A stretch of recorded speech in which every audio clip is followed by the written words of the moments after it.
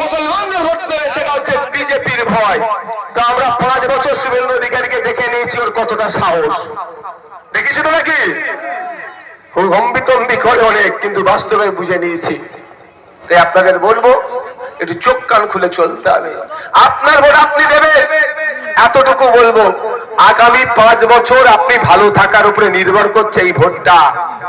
পবিত্র করকে দেওয়া ভোট আর শুভেন্দু অধিকারীকে দেওয়া ভোট আলাদা মনে হবে আপনাদের? পবিত্র করের ভোট দেওয়া ভোট আর একজন প্রাক্তন তৃণমূল আর একজন প্রাক্তন বিজেপি, কি খেলা চালাচ্ছে আমাদের সাথে বলুন তো?